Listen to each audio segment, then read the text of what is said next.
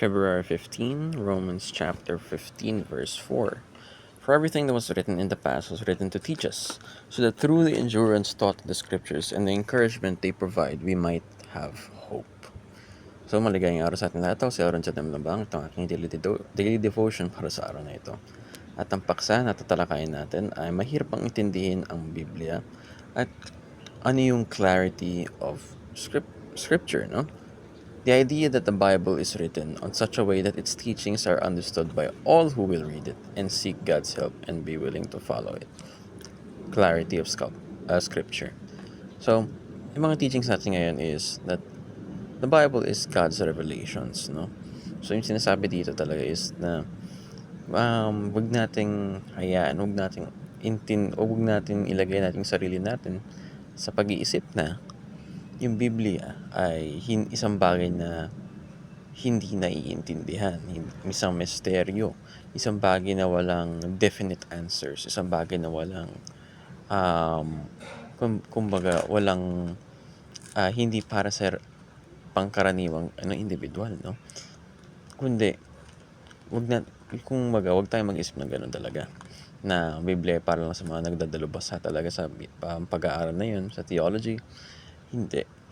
The Bible has teachings, as teachings versus topics, doctrines, na kung saan makita mo talaga na nagre-reveal, no? It reveals itself bilang katotohanan, no? So the Bible reveals itself as truth in many parts na hindi mo talaga kailangan ng parang extra na tulong para maintindihan yung sinasabi doon, no?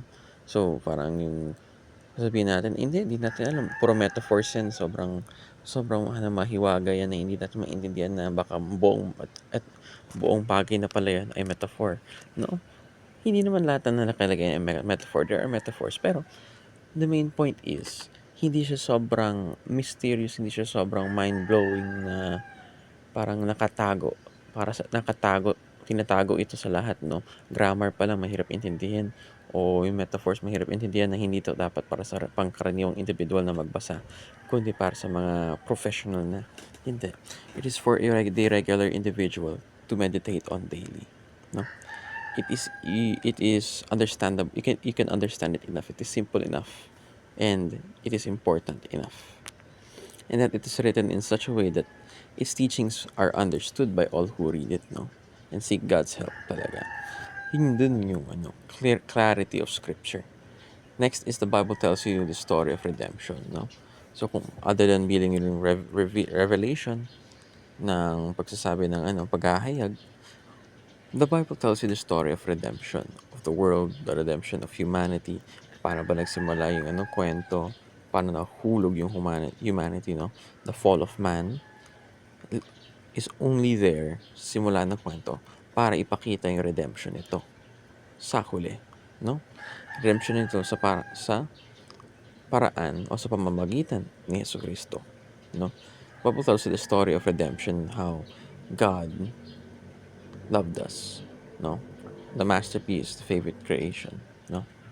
Masterpiece kung saan ang nangyari ay nahulog tayo sa kasalanan, binigyan tayo ng freedom of will, at God loved us so much na He gave His only Son,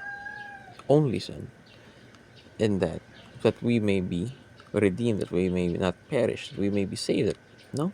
So He lived a perfect life. He lived a life full of hardship.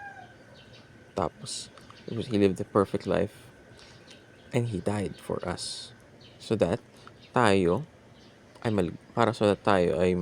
makita ng kagaya niya, no? Righteous in His life, substitution. He died, He lived again, and in that way, we have an option to be redeemed. We have an option to be redeemed. We have hope, no? At last, the Bible is sufficient for all our spiritual needs. Very simple lang naman to. Na kumbaga, the Bible is sufficient alone, no? Kumbaga, di natin kailangan ng mga spiritual rocks na yan, kung ano man pa mga extra, kundi lang yung Bible ang pinakakailangan natin para sa daily bread natin, no? Man cannot live on bread alone, no? So, ang kinasabi rin dito is the Bible is sufficient for all our spiritual needs, na the Bible does not lack in that sense na kailangan pa natin ng extra mga bagay. The Bible is sufficient. The Bible gives you what you need.